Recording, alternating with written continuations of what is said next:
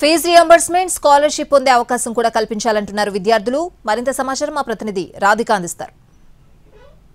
గాంధీ ఆసుపత్రిలో allied science విద్యార్థులు ఇటు ఆందోళనకు దిగారు. గాంధీ మెడికల్ కాలేజ్కి సంబంధించిన విద్యార్థులు వీళ్ళు. అయితే వీళ్లకు పూర్తిగా సిలబస్ అవ్వకుండానే పరీక్షలు నిర్వహించి ఆ పరీక్షల్లో పూర్తిగా మొత్తం ఆ వింగ్ మొత్తం ఆ ఇయర్ మొత్తం స్టూడెంట్స్ అంతా కూడా ఫెయిల్ చేసినట్టుగా కూడా తెలుస్తుంది. అయితే పూర్తి వివరాలు తెలుసుకుందాం. వీళ్ళు ఎందుకు ఆందోళన చేస్తున్నారు, ఉదయం నుంచి ఇక్కడ ఎందుకు ప్రిన్సిపల్ రావాలని డిమాండ్ చేస్తున్నారు, పూర్తి వివరాలు తెలుసుకుందాం. వాళ్ళతో మాట్లాడించే ప్రయత్నం చేద్దాం. అసలు ఏంటి మీ అలైడ్ హెల్త్ అంటే ఏంటి, ఏం చేస్తారు, ఎందుకు మీ సమస్యలు ఏంటి అసలు? 2022-23 సంవత్సరంలో బీఎస్సీ అలైడ్ హెల్త్ సైన్సెస్ అనేది 9 గవర్నమెంట్ మెడికల్ కాలేజెస్లో 10 డిపార్ట్మెంట్లు స్టార్ట్ చేయడం జరిగింది. మరి ఇది స్టార్ట్ చేసినప్పటి నుంచి యూనివర్సిటీ నుండి ప్రత్యేకంగా ఒక కరికులం లేదు, ఒక అకాడమిక్ క్యాలెండర్ లేకుండా ఏదో జరిగిందంటే నామమాత్రానికి జరుగుకుంటూ వెళ్తుంది.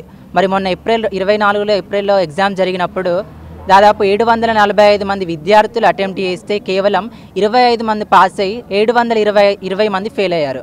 మరి లోపం ఎక్కడుంది? యూనివర్సిటీ పరిధిలో ఉందా, విద్యార్థుల పరిధిలో ఉందా, ఫ్యాకల్టీ పరిధిలో ఉందా? ఇది ముమ్మాటికి యూనివర్సిటీ పరిధిలో ఉందని మా అభిప్రాయం. ఎందుకంటే మేము ఎలా రాసామో మా ఎఫర్ట్స్ ఏంటో మాకు తెలుసు.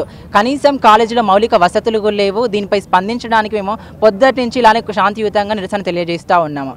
అయినప్పటికీ కూడా ఈ మా ప్రత్యేక డిమాండ్ ఏంటంటే ఫస్ట్ బ్యాచ్ కాబట్టి స్టేట్లో ఇంతమందికి అలైడ్ హెల్త్ సైన్స్ అనేది మన రాష్ట్రంలో ఎక్కడా లేవు గవర్నమెంట్ సీట్స్ కాబట్టి ఫస్ట్ బ్యాచ్ కాబట్టి మాకు ఎలాంటి గైడ్లైన్స్ లేవు. కాబట్టి ఎవరైతే ఫెయిల్ అయ్యారో విద్యార్థులు వాళ్ళకు మినిమం గ్రేస్ మార్క్స్తో పాటు ఎవరైతే ఫెయిల్ అయ్యారో వాళ్ళు 5 సబ్జెక్టులు ఫెయిల్ అయ్యే విద్యార్థులు కూడా ఉన్నారు. మరి first year and second year ఒకేసారి ఇలా డీల్ చేయగలుగుతారు? ఇప్పుడు మేము ఈ దీక్ష చేపించిన మధ్యలో వచ్చి మాకు ఏదైతే సప్లీ డేట్ వచ్చిందని మాకు తెలిసిందన్నమాట. మరి మేము సప్లీ రాయాల్సిన అవసరం ఏముంది? ఖచ్చితంగా ప్రభుత్వం ఆదేశానుసారం యూనివర్సిటీ చర్యలు తీసుకొని ఖచ్చితంగా ఎవరైతే విద్యార్థులు ఫెయిల్ అయ్యారో వాళ్ళు డైరెక్ట్ సెకండ్ ఇయర్కి ప్రమోట్ చేయాలని మేము ఖచ్చితంగా డిమాండ్ చేస్తాను. సైన్స్కి సంబంధించి ఇంతమంది స్టూడెంట్స్ ఒకేసారి ఫెయిల్ అవ్వడానికి రీజన్స్ ఏమనుకుంటున్నారు విద్యార్థి సంఘం? ఇది 2022-23 సంవత్సరంలో ఈ అలైడ్ హెల్త్ సైన్స్ అనే కోర్సును తీసుకొని వచ్చింది కాలేజీ హెల్త్ యూనివర్సిటీ.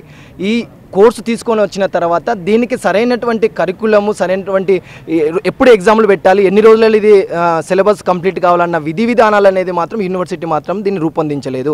ఈ కారణంగానే ఈరోజు 725 మంది విద్యార్థులు మొన్న ఎగ్జామ్ రాస్తే కేవలం 25 మంది మాత్రమే పాస్ అయ్యారు. ఇది విద్యార్థులకు సంబంధించినటువంటి నుంచి తప్పు కాదు, ఇది యూనివర్సిటీకి సంబంధించి తప్పు. కాబట్టి విద్యార్థులకు ఎవరైతే 700 మంది విద్యార్థులు నష్టపోయారో ఈ నష్టపోయినటువంటి విద్యార్థులకు కాలేజీ హెల్త్ యూనివర్సిటీ వీసీ బాధ్యత వహించి విద్యార్థులు అందరినీ పాస్ చేయాలని చెప్పి మేము డిమాండ్ చేస్తాను. అలైడ్ సైన్స్కి సంబంధించిన విద్యార్థులు ఒక్కసారిగా 725 మంది స్టూడెంట్స్ ఉంటే అందులో కేవలం ఈ వార్షిక సంవత్సరానికి సంబంధించి 25 మంది మాత్రమే పాస్ అయ్యారు. కాబట్టి మిగతా స్టూడెంట్స్ అంతా ఫెయిల్ అవ్వడానికి ప్రధానంగా ఇటు యూనివర్సిటీ సిలబస్లో కావచ్చు, కాలేజీలో విద్యా బోధన విషయంలో కావచ్చు ఇక్కడే లోపం ఉంది అనేది ప్రధానంగా అర్థమవుతుంది. కాబట్టి ప్రభుత్వం, యూనివర్సిటీ, ఇటు ప్రిన్సిపల్ వెంటనే స్పందించి విద్యార్థులకు న్యాయం చేయాలని ఇటు విద్యార్థి సంఘాలు కూడా పోరాడుతున్నాయి.